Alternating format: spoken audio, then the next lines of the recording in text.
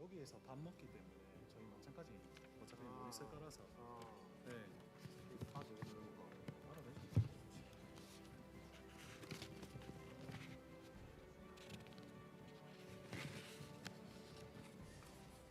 이거 씻고 쉬잖아요. 이거 해양인의 밤 이거는 아, 이거는 지금, 아니, 지금 이 시나리오가 내 시나리오고. 아니 이거 필요 없다. 18, 8, 90.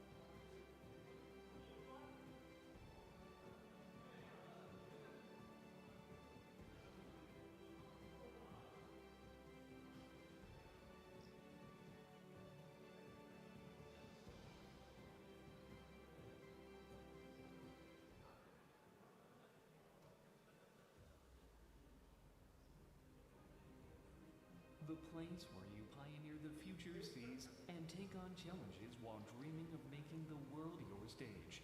That plays the role of leading the new maritime era for maritime powers. A maritime university that is a strategic base. This is Korea Maritime and Ocean University. The Republic of Korea has infinite possibilities to grow as a maritime country. The driver that lead Korea to become a great maritime power for more than 70 years. At the center was the Korea Maritime and Ocean University.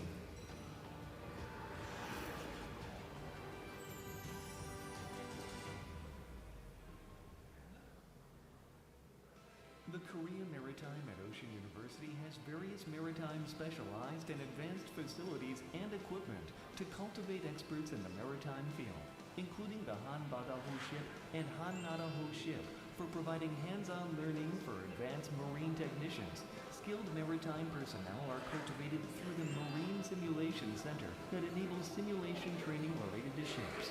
Also, there is the VR room that can show ultra-large offshore plant structures in 3D video. The Industry and ETRS Center, where various new technologies and advanced teaching methods are employed and other top facilities are used to conduct maritime education and research. Moreover, students can freely take part in discussions and learning in a cafe-type learning area. Thanks to the effort and training of maritime personnel, the Korea Maritime and Ocean University leading maritime education, research, policy, and culture in the Republic of Korea, and the university developing into a maritime specialized, comprehensive university recognized the world over.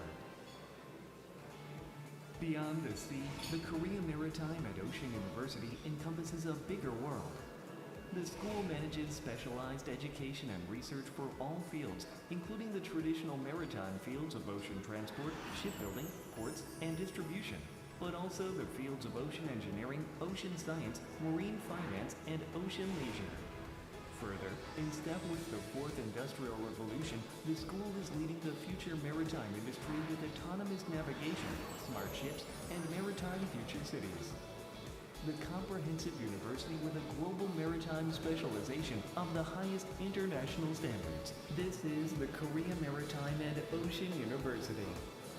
Methodical maritime personnel are cultivated at 3 colleges: the College of Maritime Sciences, the College of Ocean Science and Engineering, and the College of Humanities and Social Sciences, and at 5 graduate schools: the Graduate School of General Studies, the Ocean Science and Technology School, the Graduate School of Maritime Industries, the Graduate School of Maritime Finance, the Graduate School of Global Logistics. 국민이 바다인 이 땅에서 해양산업은 우리나라의 과거이자 현재이고 미래입니다. K해양의 미래, 국립한국해양대학교가 세계로 가는 키가 되어드리겠습니다. 국립한국해양대학교와 함께 하시기 바랍니다. A vast sea. We are not afraid to venture out beyond Korea into the world. The Korea Maritime and Ocean University will be the compass and our dependable companion on the voyage of our life.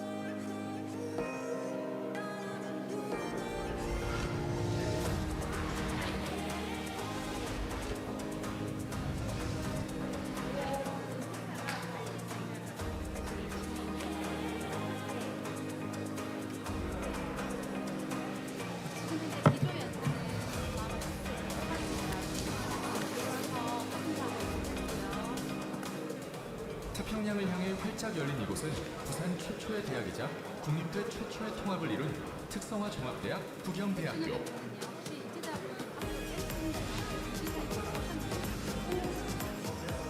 혁신과 도약으로 완전히 새로워진 부경 얘기 들어볼래?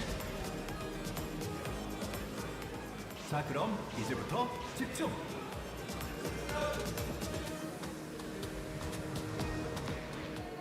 구경만의 독보적인 경쟁력, 바로 이곳에서 시작되죠. 공부할 땐 자유롭게 요즘 스타일로, 바로 여기가 우리 대학 그 맛집.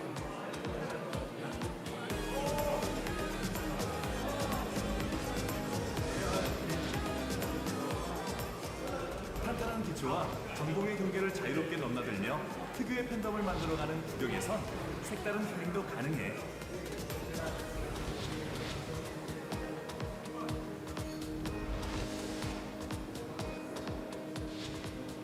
실력으로 세상을 변화시키기 전에 먼저 체력부터 기르는 건 어때?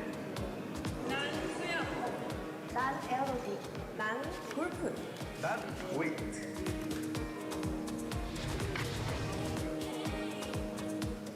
역시 부경이는 달라. 어디 그뿐이겠어?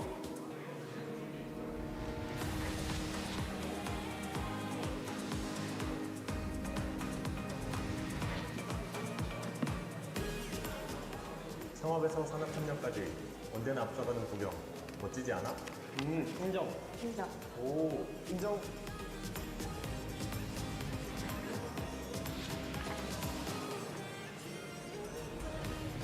해양수산과 공약 분야를 선도해온 구경대학교의 또 다른 캠퍼스. 바로 바다야. 어때? 기대되지 않아? 도전과 혁신으로 부경이 만들어갈 미래가.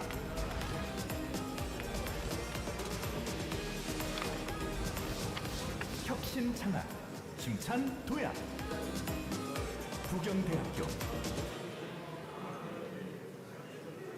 4시 20분에 출발. 맵 이러면서 오는데 워낙 길이 짧아서 항상 말씀 주시네요. 요거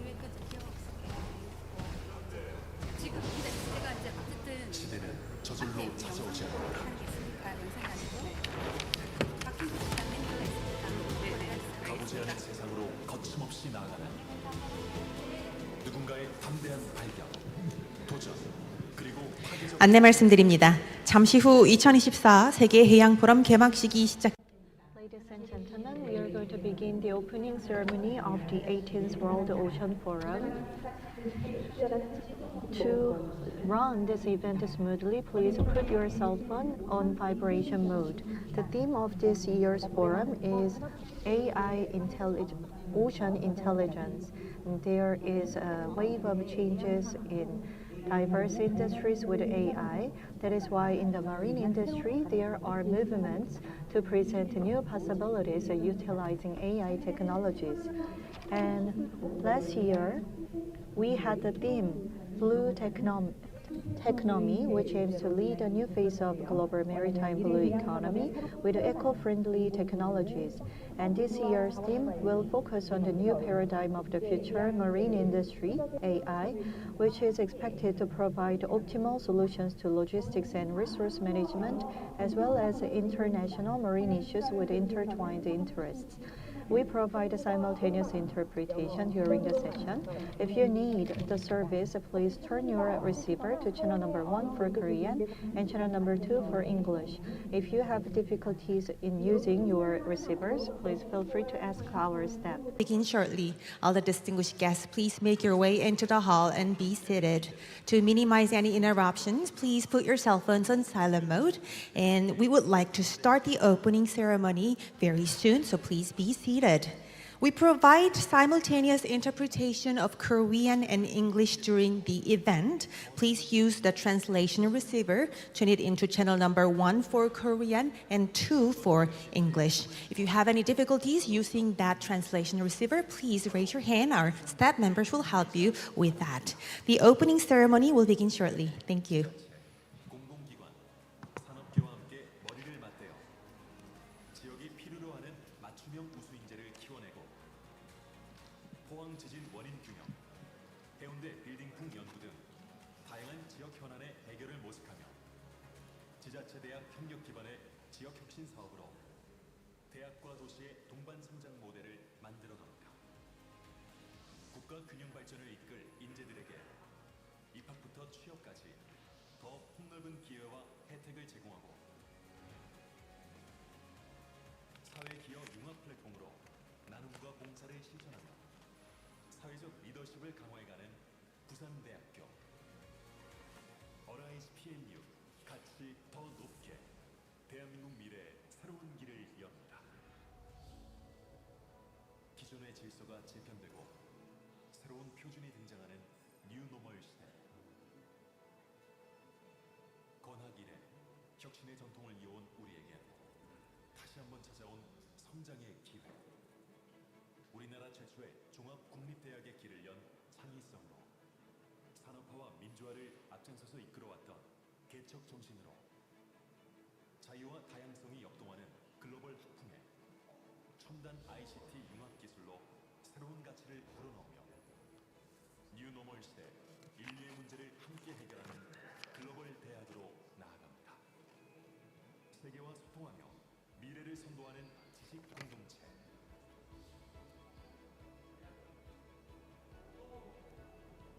25만 동문의 저력이 함께하는 무한한 가능성의 네트워크. 멈추지 않는 혁신으로 대학을 넘어서는 시대의 이야기를 써내려갑니다. 대한민국 최초에서 대한민국 최고의 글로벌 명문으로 어라이즈 PNU 가치 더 높게 부산대학교.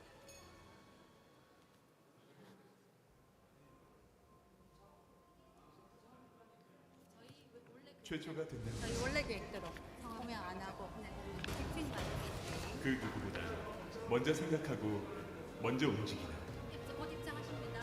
용감, 도전, 열정. 펜스타가 만들어온 수많은 최초들을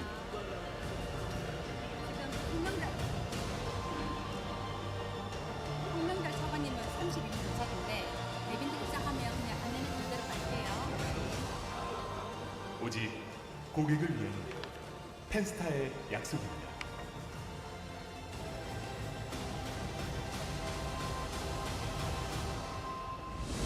1990년 7월 12일 대한민국 물류의 새로운 지평을 열겠다는 신념으로 펜스타가 설립되었습니다.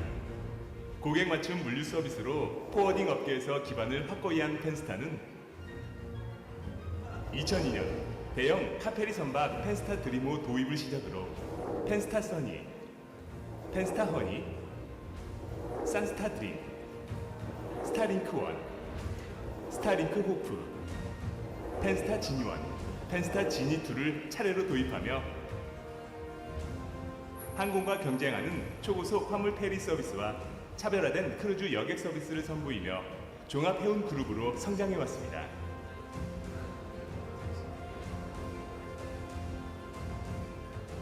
한중일 국제 복합 화물 운송을 총괄하는 펜스타를 주축으로 고속 화물 페리 서비스, 부산, 오사카 여객 서비스를 제공하는 펜스타 라인타커, 자동차 정비 기기 제조에서부터 크루즈, 국제 특송, 에너지, 통신, 상사 분야 신규 사업을 펼치고 있는 펜스타 엔터프라이즈, 친환경 선박 엔지니어링 분야를 주도하는 펜스타 테크 솔루션, 창고 물류 서비스로 부산항 산업혁신기업에 선정된 펜스타 신항 국제 물류센터, 선박 선원 관리, 내륙 운송, 하역 서비스로 바다와 육지를 연결하는 펜스타 트리, 한국계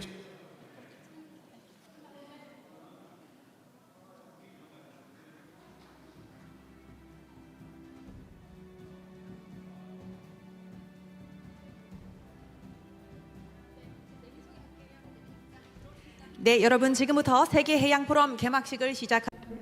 Ladies and gentlemen, we are going to begin the opening ceremony of the World Ocean Forum. And we have President Kim Jin-soo and Vice Minister Song Myung-dal, Chairman An Sung-min, and President Kim Hyun-kyung, and keynote speakers such as the Chairman Michida Yutaka of UNESCO IOC and Mr. Baek Jun-ho, CEO of Furiosa AI, are entering the venue. Please welcome our distinguished guests. Ocean Forum 2024. Now our VIPs are entering the hall for the opening ceremony. We would like to welcome them with a big round of applause. 큰 박수와 함께 내빈분들을 모셔주시기 바랍니다. Please give our VIPs a big hand. Ladies and gentlemen, the opening ceremony of World Ocean Forum 2024 is about to begin now.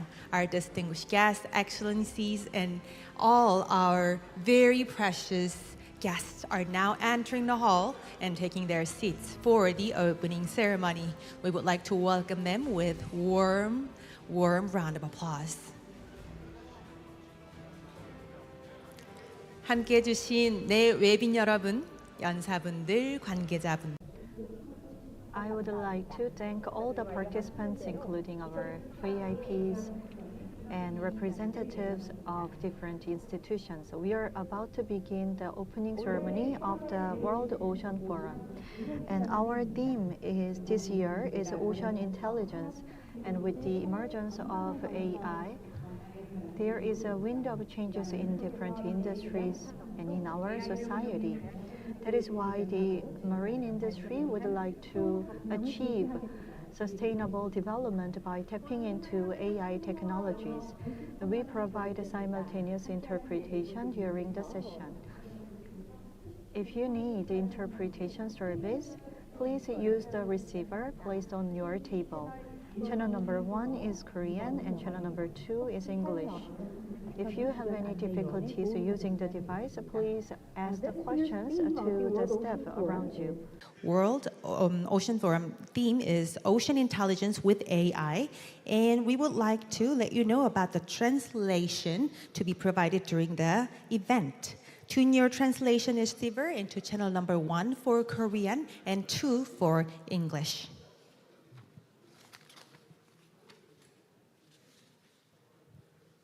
네, 함께 해주신 내빈 여러분 진심으로 감사드립니다.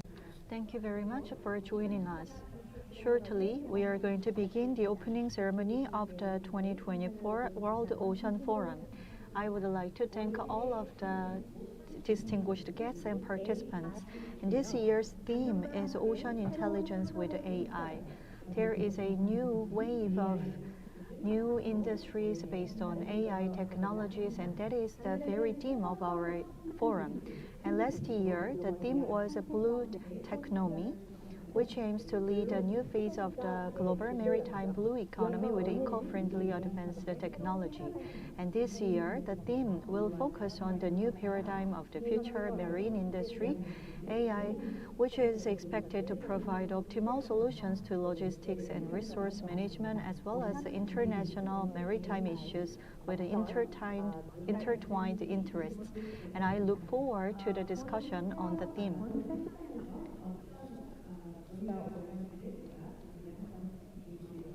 So let me introduce the theme once again. And in the opening ceremony, we have 2 keynote speakers, and afterward, we will have a panel discussion. And in the morning, we had the marine bio session.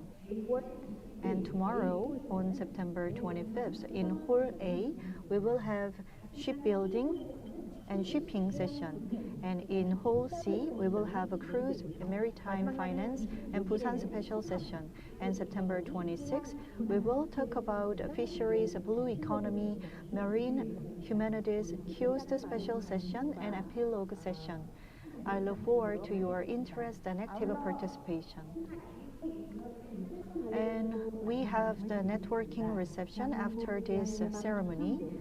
And invited guests of the Korea Marine Honors Network Night, please wait for a moment to be informed of the location of the networking reception.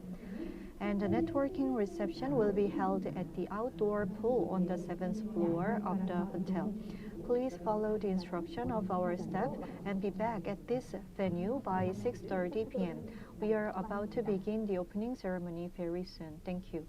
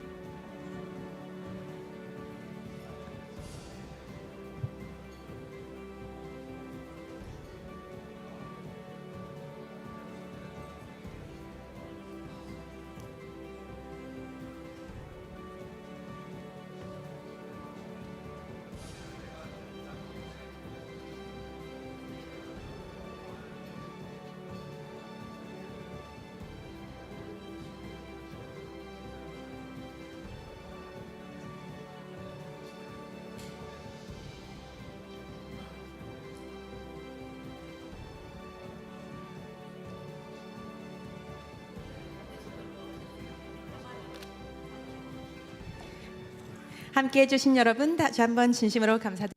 I would like to thank all the participants once again. Welcome to the opening ceremony of the 18th World Ocean Forum, which is about to begin shortly. All of the participants are here early. I believe that is because we have a beautiful weather outside, and thank you for joining us. And we are reaching a beautiful autumn after a scorching summer, and the weather has changed swiftly. So I believe that many of the participants are talking about the sudden change of the weather, and some of the participants are arriving and entering the venue and taking seats. So we are about to begin the opening ceremony very soon. This event with your presence.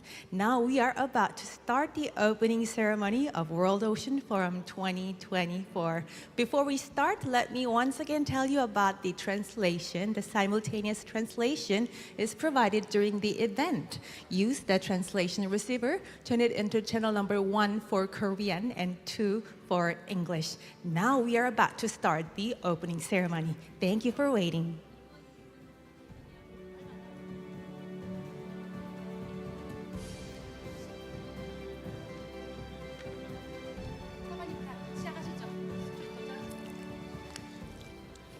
여러분 고맙습니다. 그리고 환영. Thank you very much and welcome. Good afternoon. Welcome to the 18th World Ocean Forum 2024. So let us begin the opening ceremony with a round of applause. Thank you very much.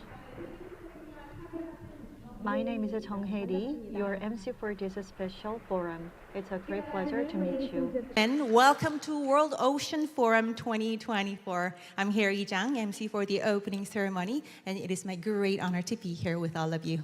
On behalf of our host and organizer, let me extend my deepest gratitude to each and every one of you. Thank you. 네, 2007년 시작하여 올해로 The World Ocean Forum, Korea's longest-running maritime industry platform, started in 2007, is celebrating its 18th edition this year. And this year's theme is Ocean Intelligence with AI. And the forum is a leading innovation in the era of AI, becoming a big wave and driving the maritime industry and moving into the future together. And I would like to thank all of the distinguished guests joining us at the opening ceremony. On behalf of the organizing committee, the Ministry of Oceans and Fisheries, Busan Metropolitan City, and Busan Daily News. And up to now, experts have gathered here, and we have covered various topics such as shipping, ports, fisheries, shipbuilding, marine science, and maritime humanities. And it has also become a platform for international organizations, governments, global companies, and research institutions to discuss and communicate the prospects of the marine industry. To celebrate the 18th forum, we are going to invite President Kim Jin-soo from Busan Daily News, who will deliver the opening remarks. Please welcome Mr. Kim with a big hand.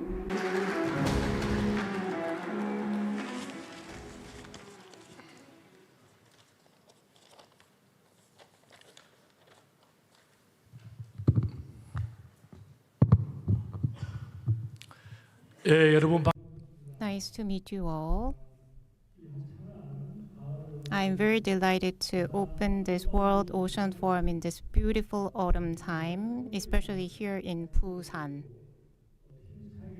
We are kicking off this event together with the Ministry of Oceans and Fishery, Busan Metropolitan City, and Busan Ilbo. The World Ocean Forum has been held in Busan always every year with the goal of making the city a global hub. And I'm very delighted and honored to be with you to open and kickstart the World Ocean Forum. So we are experiencing a lot of challenges domestically and in the maritime industry. I hope that the World Ocean Forum could be a platform where we can find a solution. I would like to extend my gratitude to the Ministry of Oceans and Fishery for their continued support for this event. Minister Kang had to come and planned to come, but due to the National Assembly schedule, we have Vice Minister Song Myung-dal from the ministry. And I would also like to thank Kim Hyun-gyum from the Planning Committee of World Ocean Forum for preparing this fruitful event. Also, many business leaders, experts, delegations, and Dean of Maritime University and Dean of Pugyong University came here. And for the keynote session, Professor Jang Jae-guk from Dongseok University has come as a moderator. Many maritime leaders in Busan have participated, including CEO Yang Jae-seng. And also we have Mr. Kang Eui-guk from Busan Consul. And we have Mr. Go Dong-gyun from the Maritime CEO Academy under Busan Ilbo. We have Chairman from the Busan City Council who leads the Maritime Committee. We have Council Chair Choi Do-seok. I would like to thank all the distinguished guests for coming to this event amidst their busy schedule. As being introduced by our MC, the theme of this year is Ocean Intelligence. We have two keynote speakers. We have Dr. Yutaka Michida, Chair of Intergovernmental Oceanographic Commission, IOC. Dr. Yutaka Michida has long provided deep insight in the field of oceanography. And another keynote speaker is CEO Baek Junho, CEO of Furiosa AI. During the pre-meeting, I've heard that we are going to have many new sessions for this World Ocean Forum to weather through climate change issues and AI challenges. I hope that we could gather some wisdom. Many participants and experts from across the world gathered here, and we have prepared a lot of sessions. As you know, Busan is preparing a new leap forward. I hope that taking this opportunity of World Ocean Forum, I hope that we could contribute to the further advancement of Busan and maritime industry. Thank you. 힘찬 기회사 함께. Thank you for a meaningful opening remarks. I would like to thank President Kim once again. Next, from our co-host, Ministry of Oceans and Fisheries, Vice Minister Song Myung-dal will deliver welcoming remarks. Please welcome the Vice Minister with a big hand.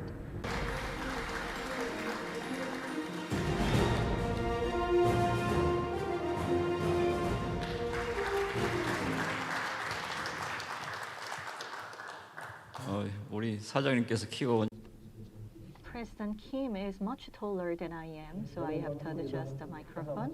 Ladies and gentlemen, it's a great pleasure to meet you all. I'm Song Myung-dal, Vice Minister of Oceans and Fisheries, and I would like to extend a heartfelt welcome to all of you attending the 18th Forum.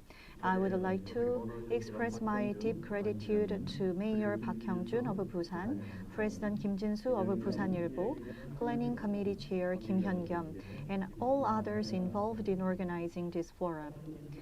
I extend a special welcome and thanks to Mr. Yutaka Michida, Chair of UNESCO's IOC, and Mr. Junho Baek, CEO of Furiosa AI, who will deliver today's keynote speeches. Distinguished guests, the theme of this year's forum is Ocean Intelligence. In an era where artificial intelligence is transforming not only industries but also the way individuals work and live. Aptly named the AI Everywhere era, I believe this is a highly timely topic. Many experts refer to AI technology as a game changer for the future. This doesn't just mean improving productivity or efficiency. It has the potential to reshape entire industries. AI technology is no longer the sole domain of IT companies. From manufacturing and logistics to biotechnology, industries across the board are actively integrating AI technology. This trend was clearly visible at CES 2024, the world's largest electronics exhibition held this past January. Even companies in sectors seemingly distant from AI, such as cosmetics and retail, unveiled concrete blueprints for incorporating AI technology. The ocean and fisheries industry is no exception. AI technology is already being applied across various fields, from smart aquaculture to smart ports and autonomous ships, and we are seeing tangible results. In March of this year, we completed the first smart aquaculture cluster, and in April, the smart port terminal opened at Busan New Port. And just yesterday, a container ship equipped with an autonomous navigation system, developed with our own technology, began its trial voyage in Busan. Moving forward, we will continue to expand the investment in AI-driven innovative technologies to fully unlock the potential of the ocean and fisheries industry. At the same time, we will work on establishing domestic and international regulatory frameworks. Ladies and gentlemen, I'm sure many of you remember the movie Avatar, released in 2009. In fact, director James Cameron had completed the script 15 years before the movie's release. However, the technology needed to bring his vision to life didn't exist at the time, so he had to delay production. It was only in the 2000s, with the rapid advancement of computer graphics, that his imagination could finally be realized on screen. This example shows us when creative ideas and technology align, both can reach their full potential. I hope this forum will spark creative discussions on the direction of AI technology in the ocean and fisheries sector. I look forward to seeing how our imagination, combined with AI technology, can contribute to the development of people and communities whose lives are rooted in the ocean. Once again, I warmly welcome all of you, and I wish you good health and happiness. Thank you very much. 고맙습니다, 여러분. Thank you. Please give him a big round of applause. So far, it was Vice Minister Song. He shared his expectation to the World Ocean Forum and extended warm welcome to the maritime professionals. Next, we will have a congratulatory speech from Mr. An Sung-min, Chairman of Busan Metropolitan Council. Please give him a big round of applause.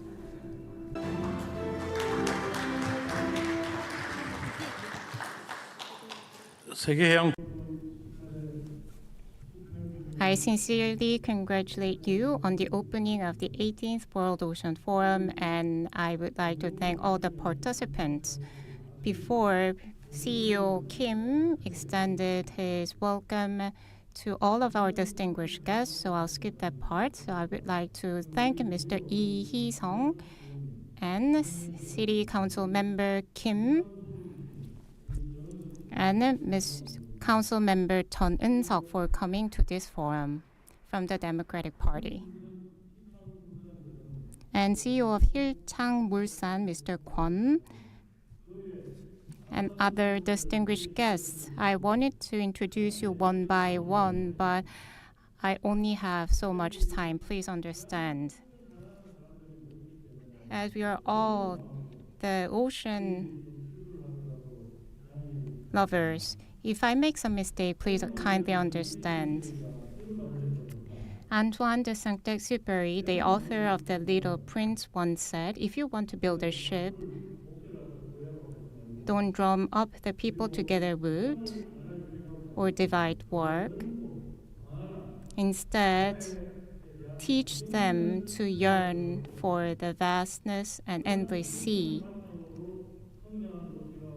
I think we have that desire for the vastness of the sea, and Busan City has become the second largest transshipment port based on that desire. However, we cannot know the exact picture of the future. So as the theme illustrates, we need to have ocean intelligence with AI. The new technologies based on AI will make Busan become a maritime hub. Whenever we have a big event in ocean, CEO Kim always supported those events, and I would like to take this opportunity to extend my gratitude. And I wish you health and happiness to all the participants. Thank you. Please give him a big round of applause.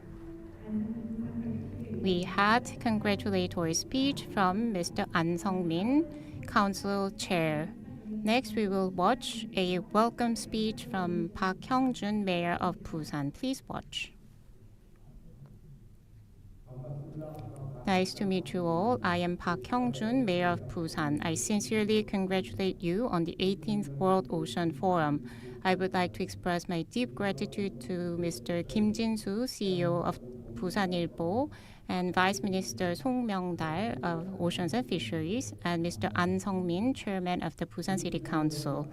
I also warmly welcome Dr. Michida Yutaka, Chair of UNESCO IOC, and CEO Baek Chun-ho from Furiosa AI, and all the other experts. Since my inauguration, I have constantly attended the WOF, but due to unavoidable scheduling conflict this year, I had to meet you through this video message. Please kindly understand. I understand that this year's World Ocean Forum will feature various sessions under the theme of Ocean Intelligence with AI. As you know, AI has already been widely utilized in maritime sector. As a global hub for the marine industry, Busan is leading efforts to build smart ports, develop autonomous ships, and protect marine resources. The topics discussed at this forum will drive a better future for humanity through the ocean. We, too, will listen closely to the insight of the world leaders and reflect them in our policies. I wish you great success, and I hope you take a moment to enjoy the beautiful city of Busan. Thank you. Thank you for your welcoming speech. Please give him a big round of applause. Thank you for your support as well. Although they could not attend in person, Congressman Jung Hee-young and Kim Hee-jung has sent congratulatory messages. Thank you. And as Mr. An introduced, we have Chairman and member of the Maritime Committee of the Busan City Council here. And we have Dean of Universities and Head of Institutions. Well, thank you once again for coming to this forum.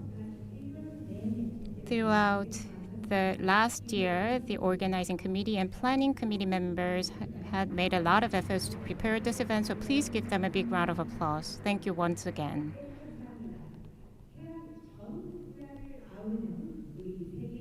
The World Ocean Forum covers all the industry verticals and themes of maritime. And this year we have a theme of ocean intelligence with AI.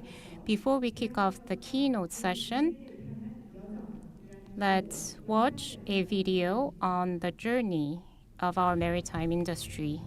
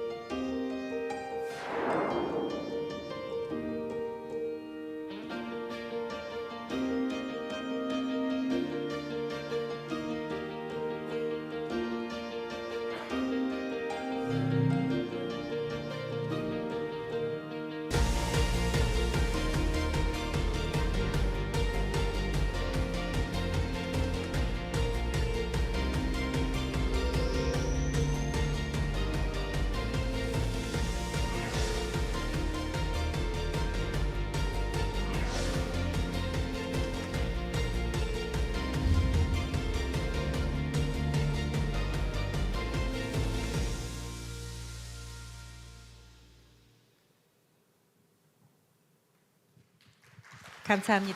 Thank you very much. Sustainable marine industry and future were the theme of the video. And in the marine industry, we have to catch up with the trend so that we can lead the era of AI. And today, we have two keynote speakers who will give us insights into the marine industry and AI.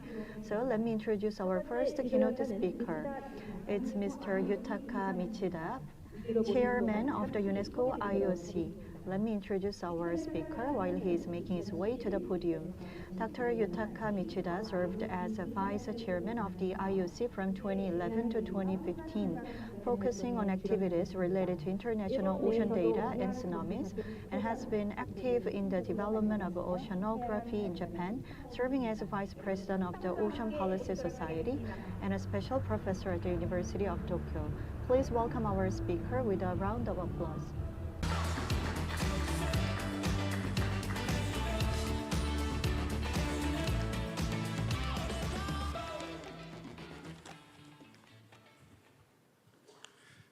Okay, good afternoon, everybody. Thank you very much for your kind introduction to me. I'm Yutaka Michida, as introduced by the moderator. First of all, I'd like to express my sincere appreciation to all the organizers, including the higher level distinguished guests in front of us. It's my great pleasure and honor to be a part of this kind of important and exciting forum, World Ocean Forum 18th.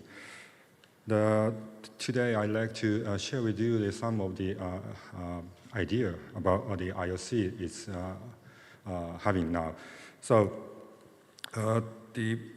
before starting my talk, I'd like to express my sincere appreciation to the government of the Republic of Korea for its continuous support to the IOC, Intergovernmental Oceanography Commission.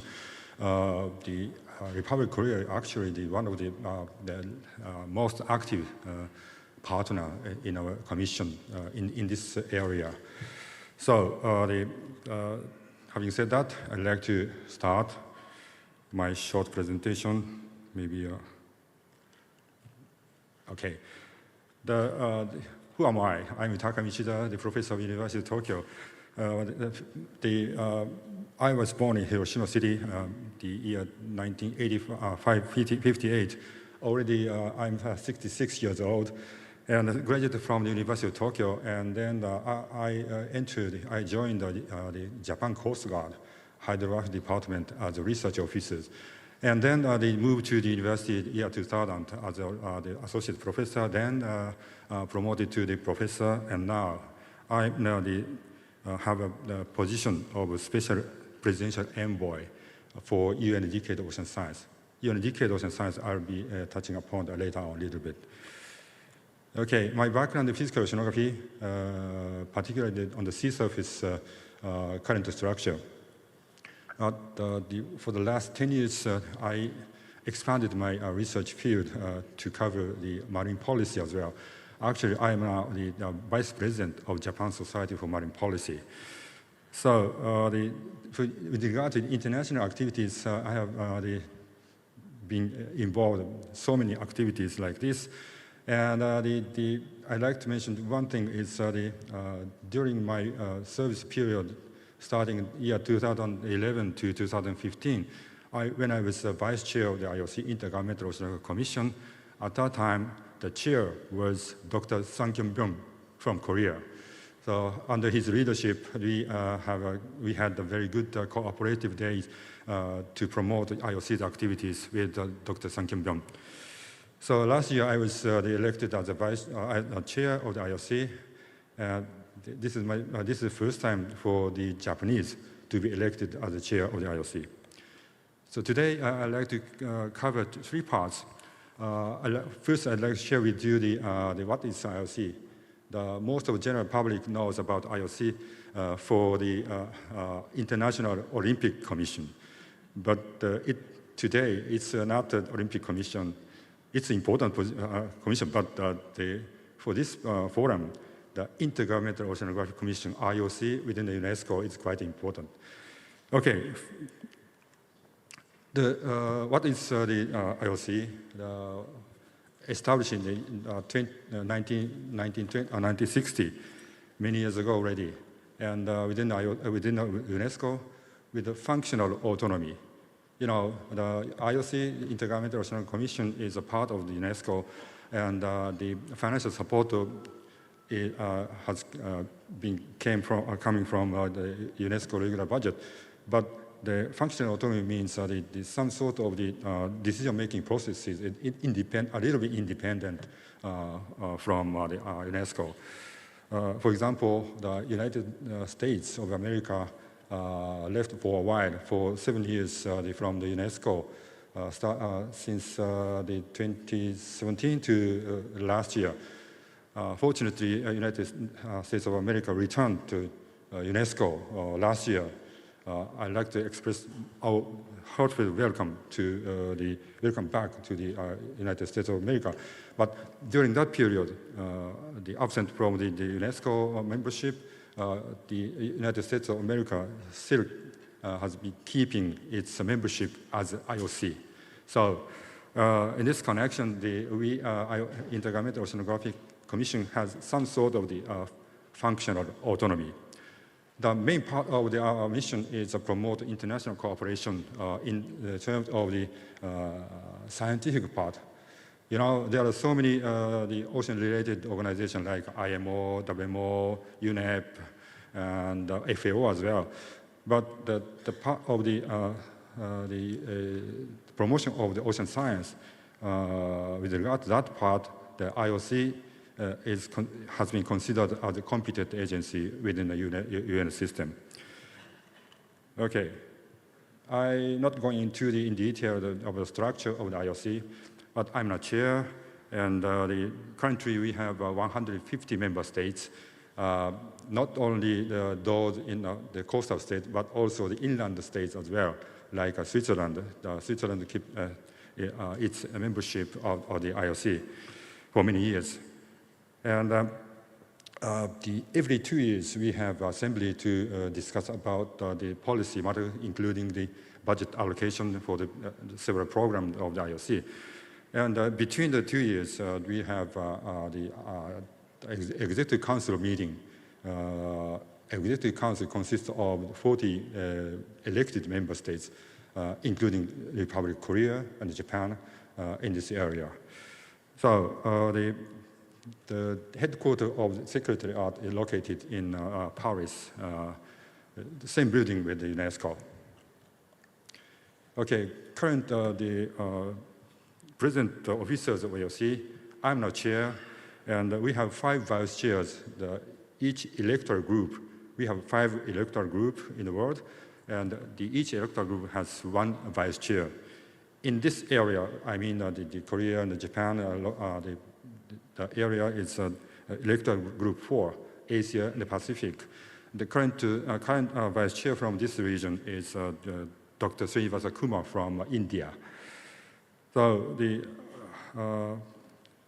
membership of the latter half of this slide shows the 40 member states of the Executive Council. In this area, Australia and the other members as well, and also, as I mentioned before, the Republic of Korea and Japan is also the member of the Executive Council. IOC's the main mission is discuss about the promotion of science, not the difficult discussion about the policy matters, such as we are facing a very difficult international political situation, but at the same time we have some sort of the influence from that situation. You can see that the member of the electoral group 2, which is the Eastern Europe and Russia, Russia has been keeping its membership for many years, but at the last election, Russia lost its position as the Executive Council. Okay, we have set up the 5 high-level objectives. In detail, if you are interested in the detail, please refer to the right bottom hand side of it's a medium-term strategy of IOC. It described very much in detail. but the 5 high-level objectives cover healthy and resilient ocean, and the second is effective warning system, which means the effective tsunami warning system.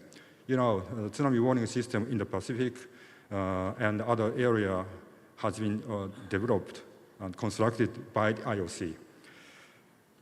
And also the scientifically sound for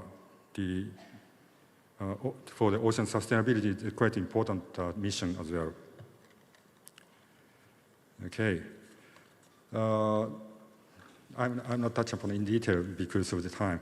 The portfolio, core part of the portfolio, you see the capacity development. You know, there are so many countries, including Japan and Korea, but the other countries, least developed countries, we have. So the capacity development in that for that country is quite important, one of the core tasks of the IOC. Okay, to promote our mission, I'd like to touch upon a little bit about the UN Decade of Ocean Science. Many of you know already, but it was proclaimed at the UN General Assembly year 2017 to start the UN Decade of Ocean Science for Sustainable Development in 2021 to 2030, 10 years so-called program or some sort of campaign, as I should say. This is you see okay. The implementation plan is available online, so if you are interested in that the activities, please refer to that. And we are now in the 4th year of the UN Decade of Ocean Science for Sustainable Development. It's aimed at the promotion of the ocean science, particularly the Sustainable Development Goal number 14, which is the ocean. You know, some years ago, the kind of assessment said that there are 17 Sustainable Development Goals. You know, among these 17 goals, the number 14, the ocean, has been the least invested part. That's a problem, you know. The Sustainable Development Goals, the keywords is no one left behind, but if we do not promote the ocean science side, oceanographers, ocean part might be left behind. That is the problem, right? So in this the connection, the IOC and UNESCO prepared the implementation plan, and now, fortunately, the implementation phase now. Republic of Korea and Japan are also the very active countries to promote the UN Decade of Ocean Science. Decade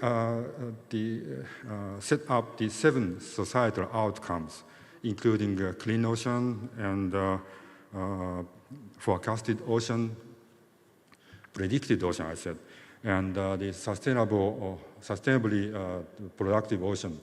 So in this area, it's based on science, but not only pure science, but also based on the scientific result, we have to promote the societal goal. You know, toward these societal goals is quite important to achieve the Sustainable Development Goal altogether. Okay, the UN Decade of Ocean Science set up the 7 societal outcomes, but at the same time defined the 10 challenges. There are so many challenges, you know. One of the keywords is data sharing. You know, it's a little bit related to today's theme, AI.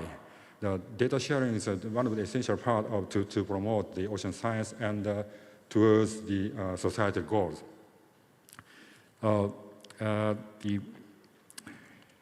To implement the UN Decade of Ocean Science, already set up this kind of structure, international structure, secretariat service has been provided by the IOC, and it's recommended to establish the National Decade Committee in each country. Republic of Korea has one national UN Decade, National Decade Committee, I said, and Japan also has this part. Some of the bottom-up the approach is also important to properly implement the UN Decade Ocean Science. Okay, among 7 societal outcomes, I picked up 2 of them. The first one, the number 6, is a transparent, accessible ocean. That means to improve the oceanographic data sharing, and including not also the scientific data, but also the indigenous and the local knowledges as well, toward the sustainable societal goal. Number 7, this is a new one, the very last stage of the planning of the UN Decade. The number 7 was added as the final societal outcome. It said, inspiring and engaging ocean. That means the ocean is not only for the oceanographers. Ocean is not for the ocean engineers, not for the ocean the communities, not only for the fishermen, but also all together, all over the world. Everybody is ocean, right? So in this connection, the ocean should be inspiring and the engaging ocean. Otherwise, I'm now getting older now, and the next generation, the goal year of the UN Decade Ocean Science is 2030. But beyond the 2030, in this case, in this connection, the important point is the involvement, engagement of the younger generation, next generation, and after the next generation. So I think, in my opinion, the number 7, society outcome number 7, is most important for the Decade Ocean Science. Okay, my final part is the only 3 minutes left. Okay, AI. Oh, I'm sorry. Okay, now there are ongoing and potential areas, many potential areas to apply the AI technology related to ocean prediction and early warning and pollution monitoring, and also so that the industrial part of the ship routing is quite important, right, to save the oil and the other resources. And the marine spatial planning, do you know about it?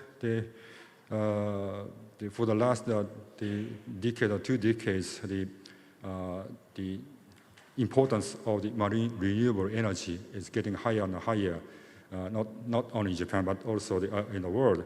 So in this connection, of course, offshore wind farm is a new utilization of the marine space. So in this connection, the marine spatial planning, proper marine spatial planning is really quite important. So to establish proper marine spatial planning, the AI can be used, I think. Okay, but maybe after my talk, the AI expert provide some detailed information about AI, the development now. But the AI has been developing a little bit very higher than expected. So some concern has been raised by UNESCO. I should say concern, because UNESCO, the main part is education. So education part, the AI is quite the high potential to be utilized for better educational activities. But at the same time, we need to consider some sort of, I should say, ethics, based on this understanding, the UNESCO published the ethics of AI recommended by ethic AI recommendation the year 2021. So if you are not take a look, please take a look at it, this publication. That publication pointed out very important points, including the human rights and other things. Okay, less than 1 minute. This is an example of the issue of regarding the ocean forecasting with AI. Some challenges we have, you know. I don't have enough time to discuss in detail here, but what is the reliability of the data to be included in AI, and the data policies are quite important. And the fourth one is there might be the bias or contamination by the AI-generated data. That might be a big problem in the future. Okay, this is my final slide. One Planet, One Ocean is the IOC's keywords or catchphrase for the last couple of years, which means that the ocean is the starting point of the ecosystem, right? You know, even in the land-based ecosystem, they have been fed by the rainfall.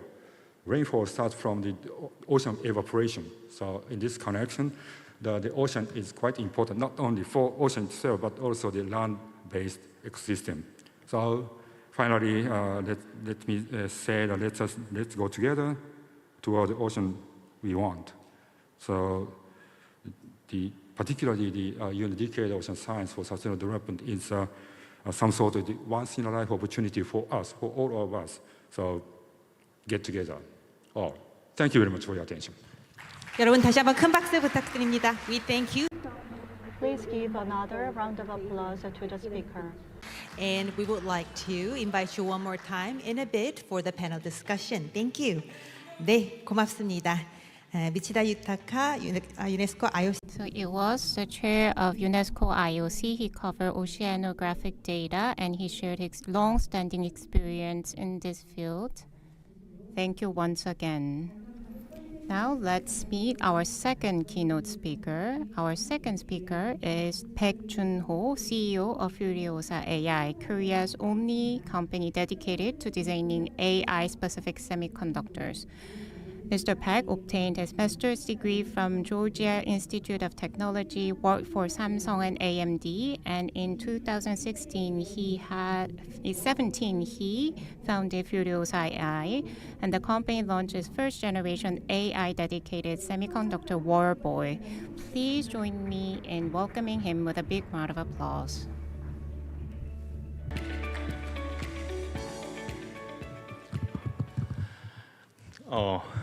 오늘 이렇게 우리 Thank you for inviting me as the keynote speaker for the World Ocean Forum. As being introduced, I am leading a semiconductor company that runs AI. I am a CEO of the startup. Semiconductor require precision engineering because precision engineering is all about nanometer scale chips, but ocean deals with the vast area of the earth. So I think we are on the opposite side in terms of scale, I think. But there's an intersection of what I do and ocean. So thank you for giving me the chance to think about that intersection. Today's presentation will be about AI. So I'm going to introduce you the fundamental technology of AI. Let's take a look back on its fundamentals and technological aspect of AI and how it can meet with ocean and ocean technology to further advance the ocean industry and make it sustainable.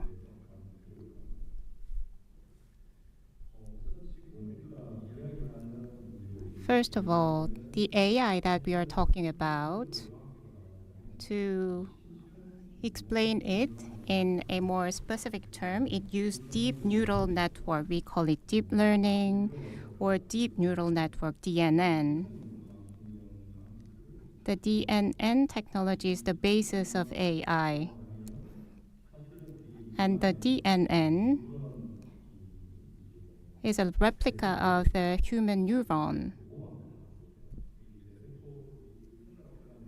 I guess you may have learned from the biology class during your school time. You know the neuron within our brain, and many neurons are interconnected within our brain.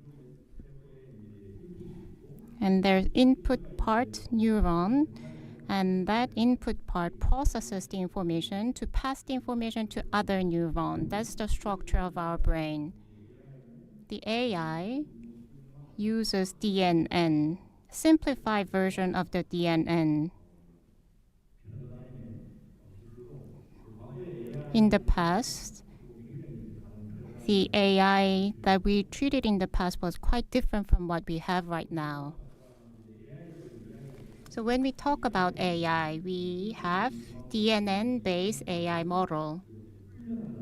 And there's a training process for the AI algorithm. And there's another part, inference, for the application of this technology. Training means we put data in the algorithm, and we need to collect vast amount of data to train the DNN. For example, this is image recognition algorithm. For that, we give an input of a lot of images to train the DNN algorithm.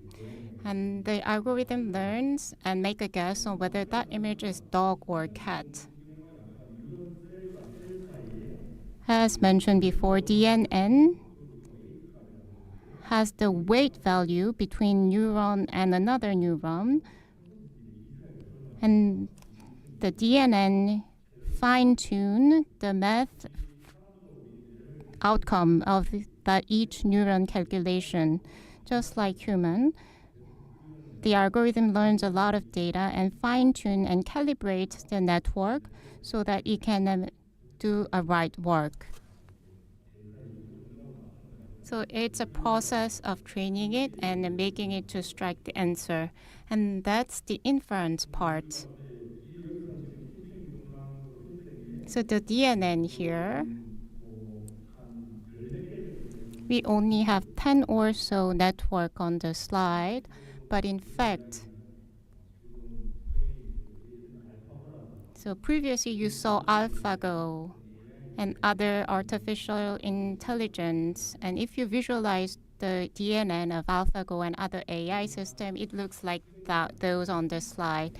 Billions of interconnection and 100,000 nodes, neural nodes. So these are the image recognition algorithm of the 10 years ago. And now, if you see those models, it looks complicated, but that is of the past. That is how we can illustrate how AI thinks. But if we make an image of ChatGPT or other deep learning AI, it is more than billion times complicated than these two images. The size is 1 million times bigger. Although it contains some errors, but the AI system nowadays can talk like human, and the size of that neural network is billion times bigger than the previous generation. So this shows how the AI is growing fast. The term that I'm referring to is that the AI model is getting bigger, and by bigger, I mean the neural scale is getting bigger, because if it gets bigger, then the performance will be stronger. I've mentioned about training and inference. If the neural network model gets bigger, then in order to train the network, we need to have the computation and calculation, and that's why we need a lot of semiconductors. If the neural network size is just mediocre, then we don't need that much semiconductor. But as the size is getting bigger, in order to run the computation on those systems, we need a lot of semiconductors. To do such computing, we need infrastructure. As the humanity wants to develop a stronger intelligence, and as the humanity is investing a lot to develop that intelligence, the size is getting bigger. In the ocean field, we face a lot of challenges in, for example, the climate change issue or ecosystem or surface temperature rise. Those problems are quite complicated. To solve those complicated problems, we can use AI.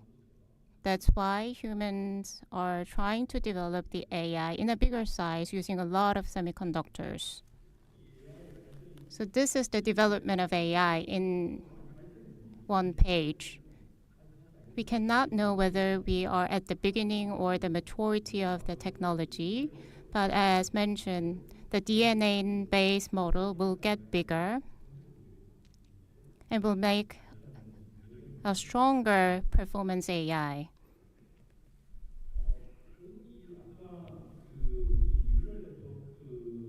The neural network, if we put data in it,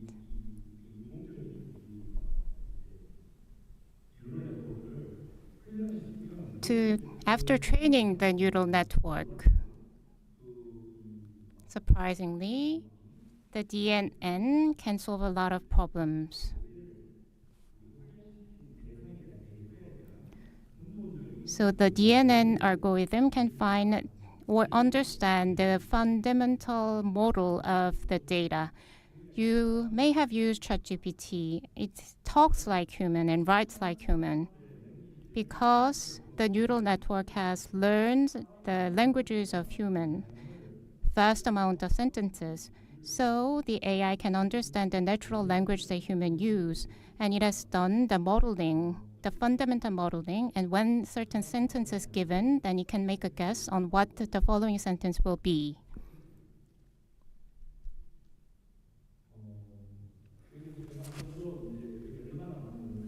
So I wanted to show you how many computation it entails.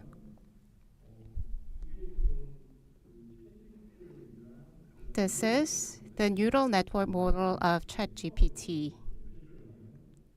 If you see the mathematical model of the ChatGPT, then you can see the formula on the right side. The dimension of that mathematical formula, it is 50,000 lines horizontally and 10,000 lines vertically. The entries within those columns, it will be about 100 million units. You can put in all the names of the people of the Republic of Korea in that table, and the table itself is bigger than that. In order to infer one token, we need to repeat that 400 times. And as ChatGPT has a lot of inputs and it needs to do it redundantly for 100 or more time, this illustrates that a lot of computations goes into ChatGPT. And one fundamental technology is data. So that's the basis of ChatGPT. We need internet-based scale of data. And second is computing power, which is semiconductors technology. So those two contributed to the further advancement of AI so far, and in going forward, it will have to get stronger and stronger. So AI and computing will be detrimental or essential in the development of application that's built on AI. So computing will be the future of oil. That will be a strategic asset that we will have. So the story that I shared before is that AI requires a lot of computing and a lot of data. If we train the algorithm well, then the model that understands those data fundamentally will get stronger. And one is natural language, and another field is vision. For example, autonomous driving or autonomous ship,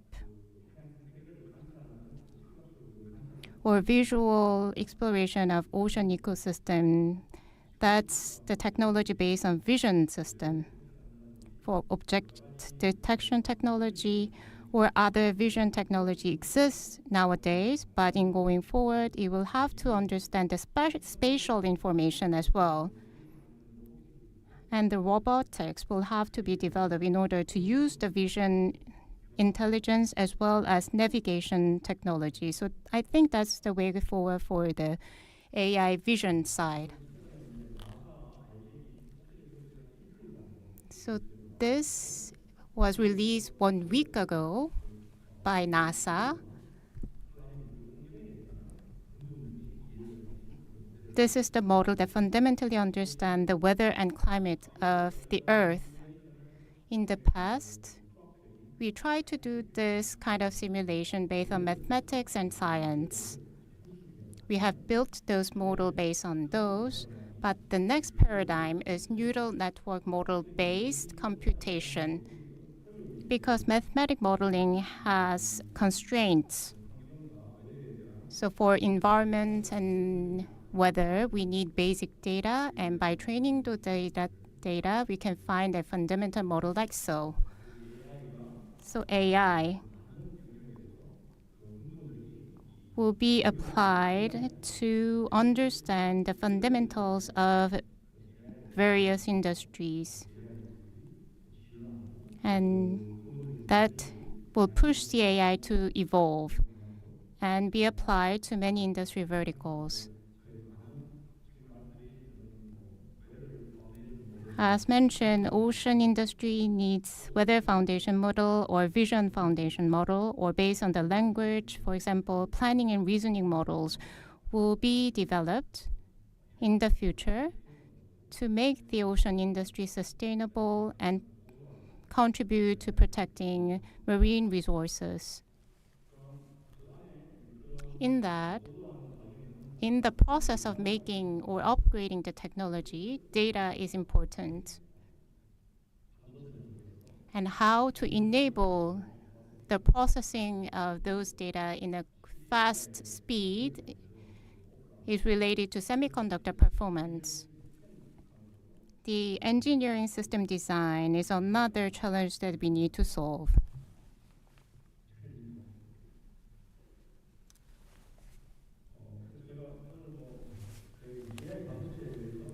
So today I'm going to briefly touch upon AI semiconductors. So this is the introduction of my company.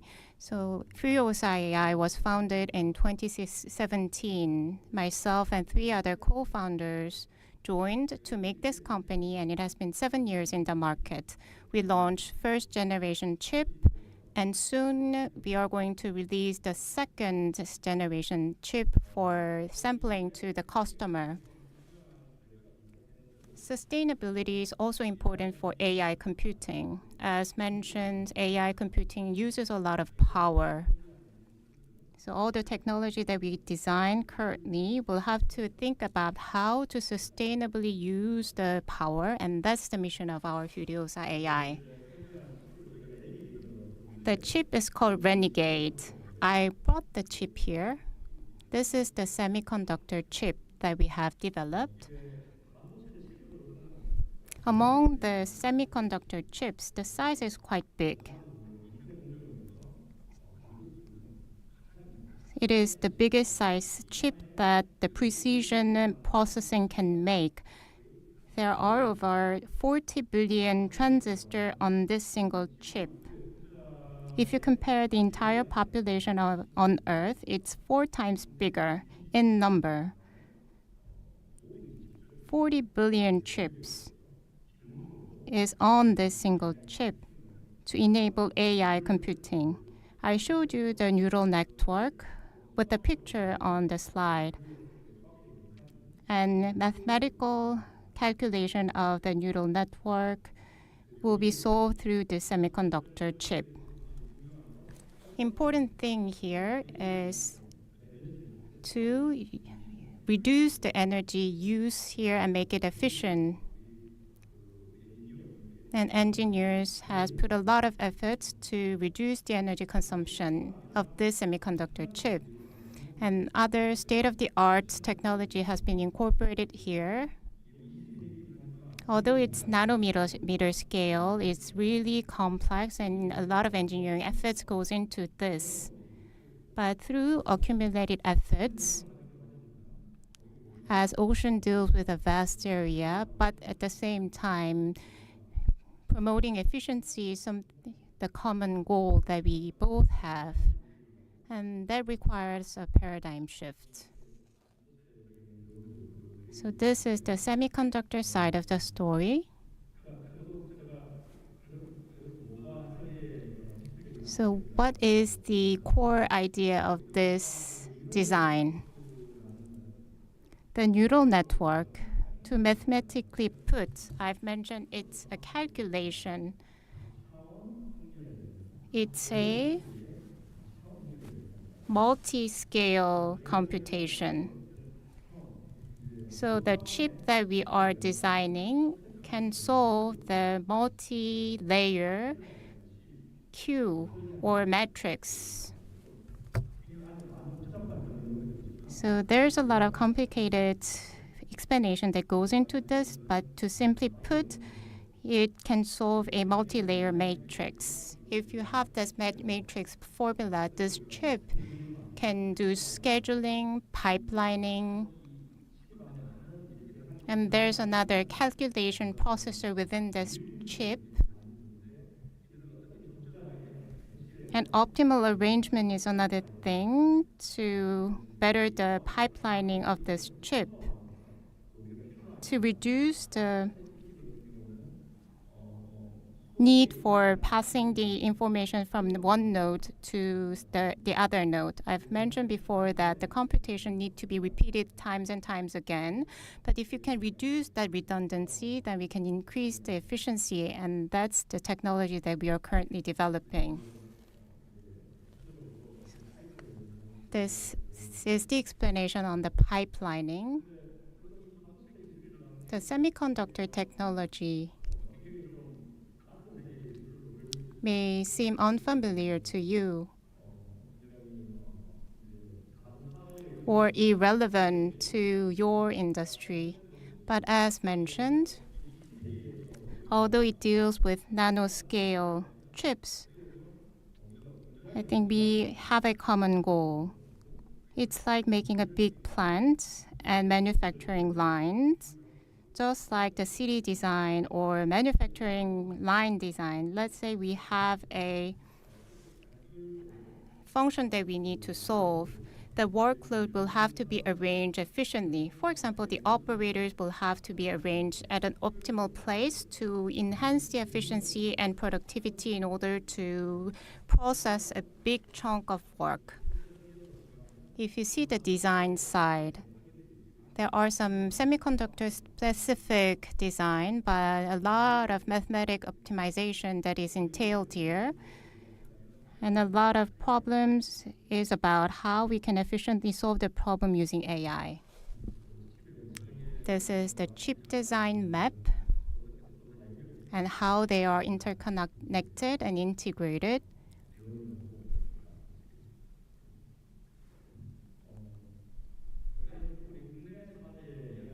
So though it is related to Korean industry and market, when we first started as a startup company in 2017, the semiconductor engineering field in Korea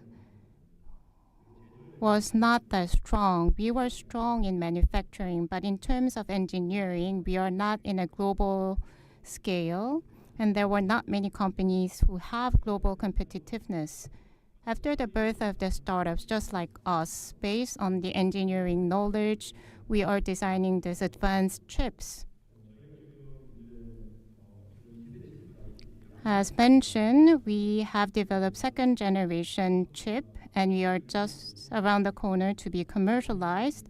I think design has become another strength of Korea.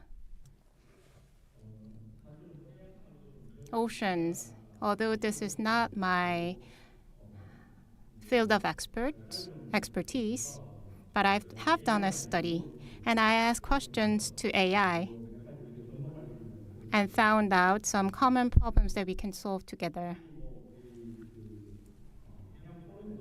In the World Ocean Forum, you have already discussed this issue, but once again, let me briefly give you my idea on this. I've mentioned about foundational climate model.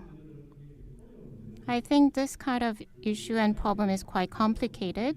Therefore, AI will contribute to the breakthrough development or discoveries in this field. By efficiently collecting data and train the algorithm, then we will have a clue toward the ocean ecosystem and on how to solve the climate issue. I think that's another application for AI. And we have sensor technology.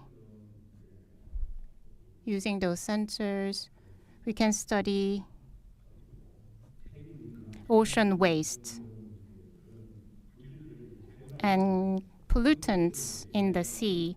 To remove those pollutants and waste, I've talked about AI vision model. It is like having many eyes at sea through AI. We can do monitoring, and if there's any pollutants in the sea, we can remove those efficiently using AI.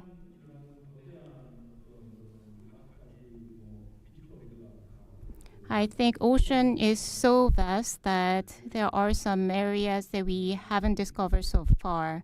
But if we can apply the sensing technology and AI, we can deepen our understanding on the ocean. And fisheries. As mentioned, if we apply vision technology or AI technology and automation to fisheries industry, then we can make the industry sustainable and reduce the impact, environmental impact.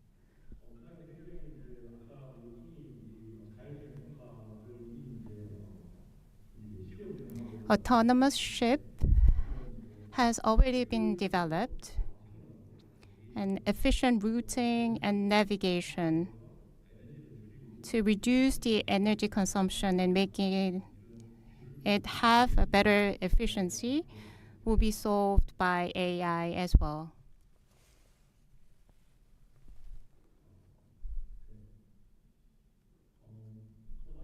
Lastly, I think this is directly related to my company. Building an AI data center requires a lot of work, and this has become a big challenge because AI uses a lot of power and energy, and we will have to use renewable energy sources.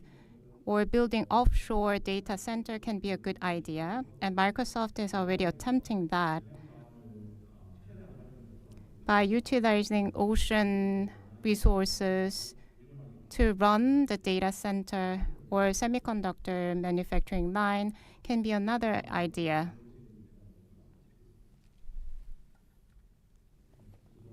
So this concludes my presentation. Thank you. 멋진 발표해 주시. Please give him a big round of applause. Thank you. 해양산업과 So he talked about the linkage between the marine industry and AI, as well as diverse possibilities based on his expertise. I would like to thank the speaker once again. 분의 말씀을 토대로 And based on these two presentations, we are going to have a panel discussion. And this is a very unique keynote speeches you can find only at the World Ocean Forum. And to solve some of the potential questions, we are going to have a panel discussion. And for the panel discussion, we are going to invite two keynote speakers and our moderator. So the discussion will be about the presentations on top of the questions from the audience. And let me introduce our moderator. The moderator requires no explanation. He served as a moderator from last year and this year again. And he is an iconic intellectual from South Korea, President Jang Jae-guk from Dongseol Universities.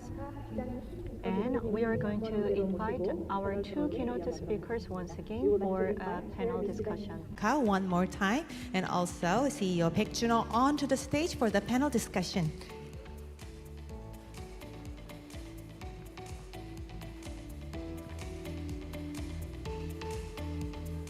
저장님 준비되셨으면 마이크를 넘기도록 하겠습니다. The moderator, please. It's a great pleasure to meet you. My name is Jang Jae-guk, president of Dongseol University, and I served as a moderator last year and this year again. And I would like to thank President Kim Hyun-kyum of the planning committee, and he asked me to serve this job once again. And both of the keynote speeches were impressive. I believe that most of you have learned a lot from these two presentations. And they have two different topics, so it is hard to find for me to find a common ground between these two presentations. And I'm a scientist myself. I majored in political science, and it is called political science in English. So I call myself a scientist. I don't have a background in the marine industry and science. That is why I'm not so sure whether I'm a proper fit. Still, I would like to proceed in the most efficient and useful manner. So let me start. And Dr. Michida introduced the IOC. I thought of International Olympic Committee myself, so I felt guilty when he mentioned that. So he introduced what the IOC does, and he talked about the emerging AI technologies, how it can be utilized to preserve our oceans. And Mr. Baek, as you know, he looks like a startup CEO. So he talked about the marine industry and the potential application of AI and the massive cost incurs. So how can we bring down that cost? That was the theme of his presentation, and he also explained solutions at Furiosa AI. So we only have 30 minutes for the discussion. So if we have time, we will take some questions from the audience at the end of the discussion. So please get ready for the questions if you have any. So let me give you my first question to Dr. Michida. So in your speech, you mentioned that we need to transition from the ocean we currently have to the ocean we aspire to. You mentioned this. I believe you obviously wanted to emphasize the importance of ocean sustainability. And when I go to any conference, everyone talks about sustainability. However, is it actually achievable? I have this question because we do not have the proper technology and people are not paying enough attention to the environment. So can we achieve sustainability or not? It is a very practical question. So do you think achieving this goal is actually feasible? So I would like to ask for your opinion, Dr. Michida. Yeah, thank you very much for the question. It's a big challenge as well, as you mentioned. But we have to do so. Otherwise, we cannot survive in the future. That is the common understanding in the oceanographers, right?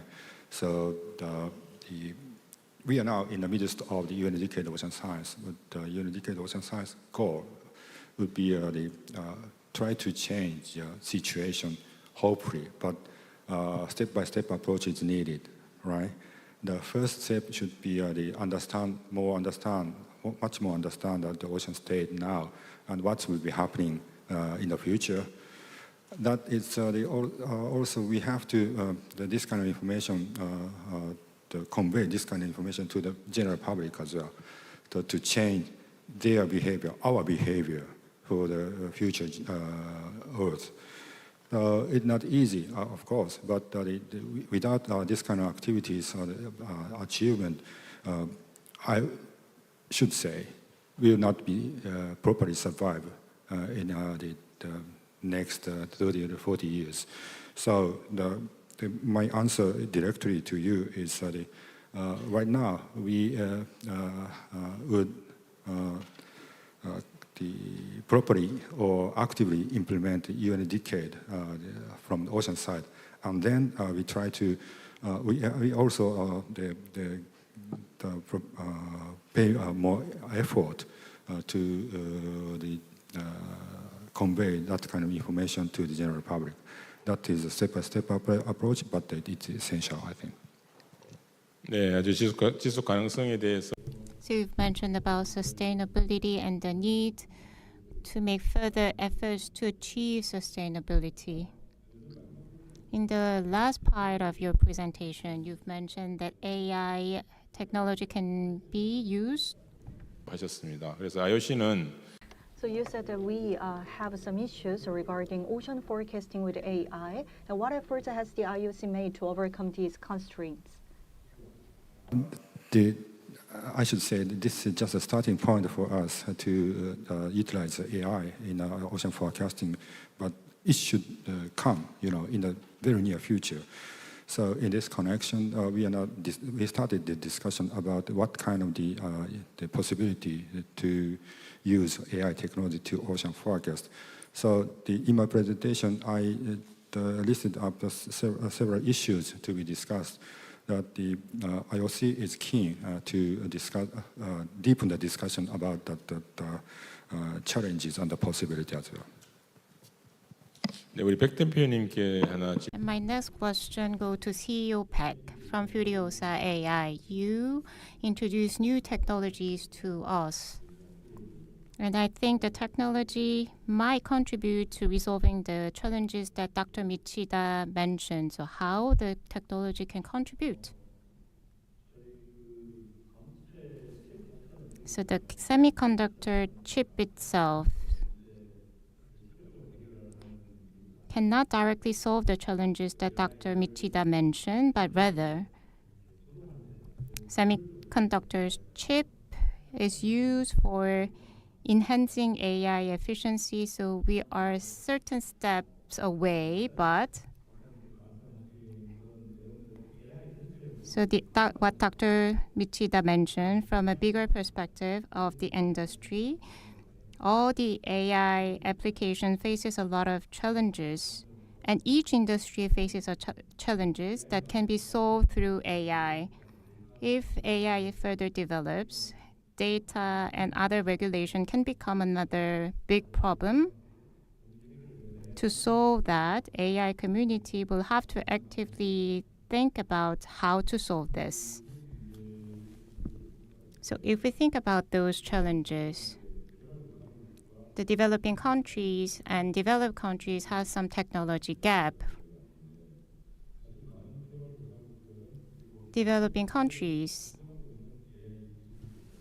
cannot fully utilize the AI technology of nowadays. I think. 이 IOC. So Dr. Michida, so how is IOC doing to ensure that countries with fewer resources can effectively use AI tools for ocean research and protection? So what is the support for developing countries at IOC? Much for the question, because it's not only the issue of the AI, but the oceanography itself, right? So the ocean observation requires a lot of the resources and also the technologies and knowledge as well. So in this understanding, from the very early beginning stage of the IOC, IOC started the activities of capacity development as a core mission of our commission. So we are now in a how many times, but I don't know. But now we have already established, published capacity development strategy in oceanography to be promoted by IOC. So we also, of course, we should cover how to develop the capacity in AI technology in the developing countries as well, particularly in terms of the ocean forecasting and early warning system and the mitigation system and ecosystem restoring. So the IOC is also keen about the activities of the capacity development. So it's not easy, also require the resources to do so, but IOC is surely to promote the capacity development activities in the future as well. 그 capacity development를 말씀하셨는데 혹시 그 IOC에서 So you mentioned the capacity development, and at the IOC, I'm curious that developing countries might have a think tank, but they need resources and capital to operate think tank. And do you support them in terms of operating these institutions? Yeah, partially yes, because the financial resources in our commission is not so big, you know. It is not easy for us to provide financial support to that activities, overall activities for that. But we have been offering the think tank services as well, and also provide the training course and the educational opportunity for the ocean-related expert in the developing countries. So this is the way we are now carrying out. 비슷한 문제를 우리 백 대표님한테 좀. So I want to ask similar question to CEO Peck. I guess the semiconductor technology and your product seems quite expensive to manufacture. And your mission of your company is to promote AI technology for everyone on Earth. So you emphasize the accessibility of the technology.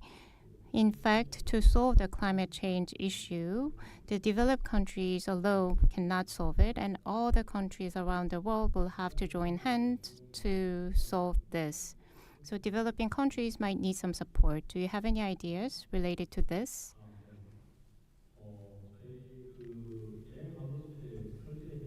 The core of designing AI semiconductor chip is to reduce costs. That can be energy cost or raw material costs. So the power usage of AI and the cost itself will have to be reduced significantly so that general public can use and democratize AI. Yes, that's the mission of Furiosa AI. And I think that's the core value that we can deliver. So currently, if you see the semiconductors in the market, how far can you bring down the cost? What's your goal for the cost reduction? So currently, the AI system and semiconductor rely on GPU, but our chip is aiming to reduce the carbon footprint by 50%. If we scale up the company to optimize the technology, then compared to cost and power, then we can reduce it by 2 times or 3 times.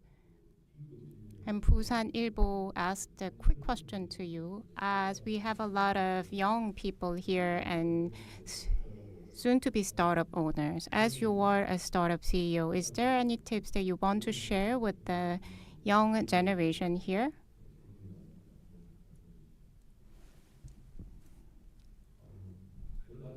So we are still a startup, and we have a long way to go.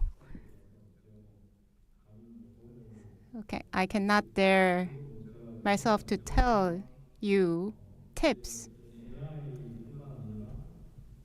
But I have some experience, so if you look at the AI industry or new technologies that is changing paradigm, as I am the insider of semiconductor industry. So semiconductor was something that we had some strength. So some people was quite reluctant for us attempting new things here. And many people said that it won't work out. For example, the design field. And people thought that we are doing already great, so we don't have to take a step further. So my tip for the younger generation is to break away from the legacy, because the new industry will require new player, and those new entrants can have an advantage in that new field. So my tip is that you need to break away from the legacy or conventional mindset, and you need to set a bigger goal, make new attempts.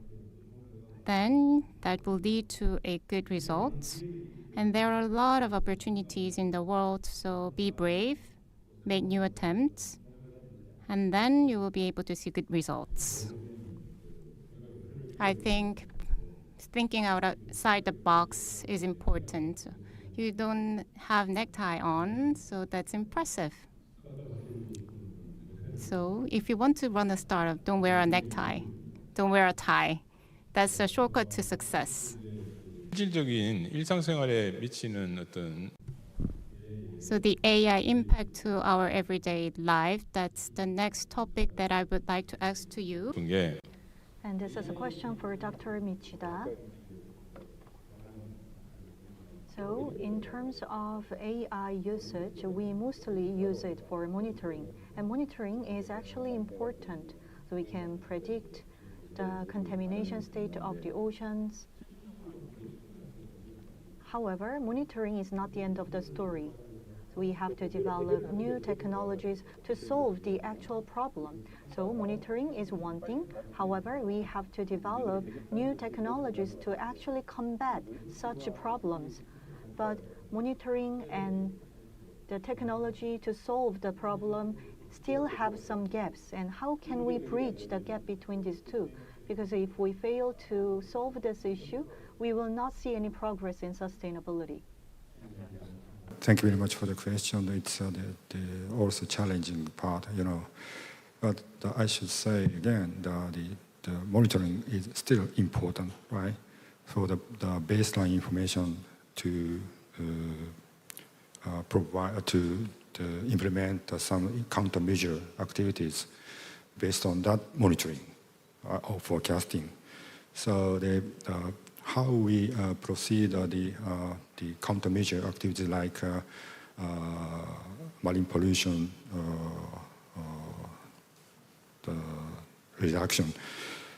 It is part not the monitoring. It is the part of the decision-making processes, But monitoring data and the forecasting information based on the monitoring data should be used for the better or proper decision-making processes. That is quite important. For example, we are now discussing about the river discharge from the land.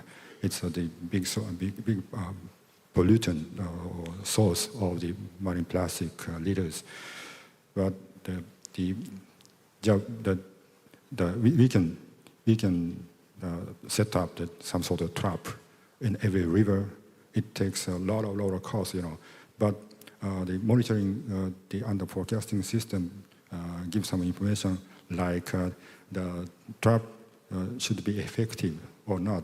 They should be effective. That in the case, decision maker can make a decision to construct the trap for the garbage or litters.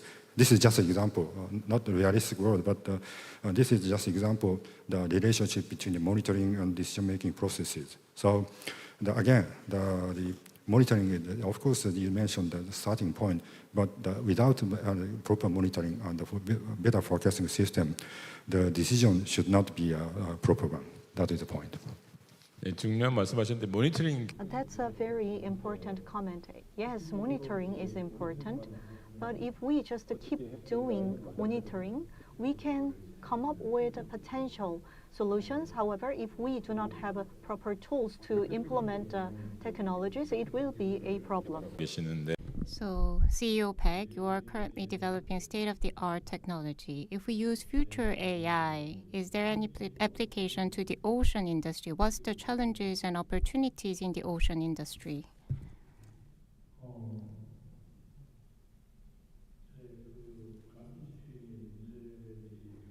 So the challenges mentioned earlier are all complicated and not easy to solve.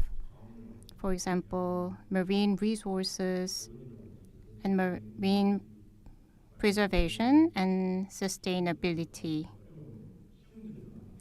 Those problems are big in scale and difficult to solve.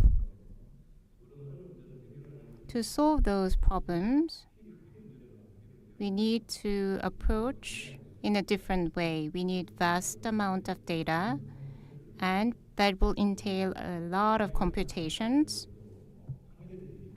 AI technologies still have limitations, and those limitations will have to be overcome through algorithm.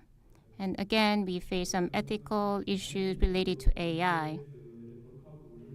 But on the contrary, breakthrough can be made through AI. That's, I think, very exciting. I think we need to have a belief that we can solve the problem through AI. If we scale our thoughts on AI, then we can find a breakthrough. So I am using AI technology, for example, ChatGPT. And ChatGPT tells us some lie. It gives me lie.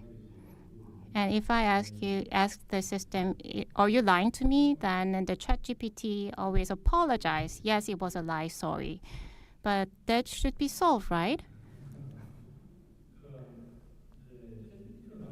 So the ChatGPT system learns human language and train through human language. If we incorporate visual images, and it doesn't have the comprehensive understanding on the world because it only used language.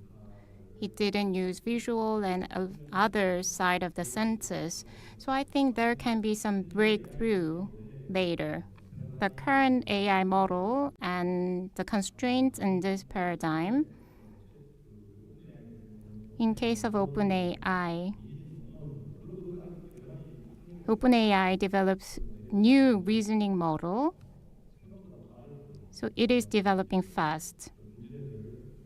And those issues are called hallucination because human can make some mistakes or can tell lie, and that's hallucination on our part, but in going forward, we can reduce the number of errors. And I think AI will develop to do so. So the organizing committee wanted me to conclude the session by 5:08, so we only have 5 minutes. I'll give the last chance to the floor to ask question. If you have any question, please ask. So please designate who you're asking your question to, and please be brief. So I have a question to Dr. Michida. And Dr. Michida, you gave us an informative and insightful presentation and discussion. So we have an AI expert, so my question could be random. So my question is directed to both of the presenters. I believe this is a climate issue. So we keep talking about carbon when we talk about climate crisis. However, I believe that oceanographers like Dr. Michida, when you analyze the climate and you analyze the path of typhoon and predict the next location of typhoon, you might start with the evaporation of the ocean.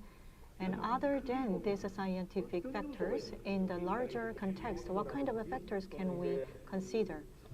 So we have the 360 degrees satellite image, but when we decide on the potential path of typhoon, carbon is not everything. We have to look at the temperature of land and ocean so that we can predict and the direction of wind. So if you can give us some factors for analysis, Dr. Michida, I believe that it will be helpful to startup owners like Mr. Peck, because he talked about the rounds and rounds of analysis he's conducting. And last year's keynote speaker got asked this question.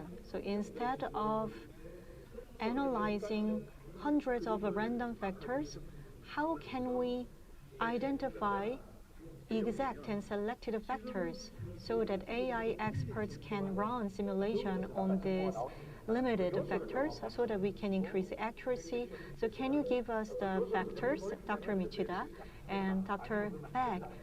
You can give us feedback on the factors, whether it is applicable or not. But we will have another question because it takes a long time to answer the question.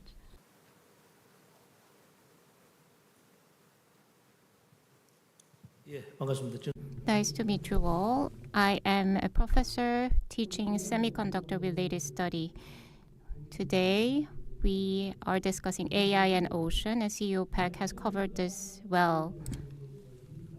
So you've mentioned about detecting ocean pollution using AI. For example, last year, there was a big issue on the Fukushima nuclear plant water release issue. If we can use the sensor and apply AI on this, can we solve those kind of issues as well? So we face a lot of pollution in the ocean, for example, microplastics and so on. How can we incorporate these issues to commercialize the AI technology? So I want to know the AI application industry. So thank you for your good questions, but due to time limit, we can give 25 seconds each. Dr. Michida, 25 seconds. Okay, thank you very much. I'm afraid that I couldn't capture well the gentleman's questions because of the mixture of the English and the Korean language. So what is the point that what is the point he was mentioning? Maybe you can leave it to him. Yeah. But the second question, Second question first. 제가 사실 질문을 정확하게 이해. I didn't get the question well myself either. Sorry. So Fukushima nuclear plant contaminated water. How can we monitor that using AI?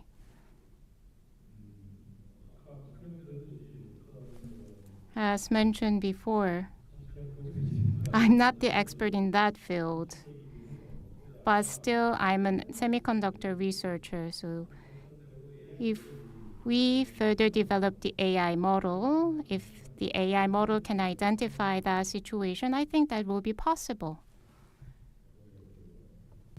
Okay, I hope I would capture your question properly. The climate change, the monitoring for the climate change, what is essential? That would be the question. So in that understanding, I can say that all of the parameters are quite important, like the temperature, surface temperature, air temperature, of course, because it is the direct the indicator of the climate change. But in terms of the impact for the future climate change, in that part, the temperature change in the ocean is really important, right? So because the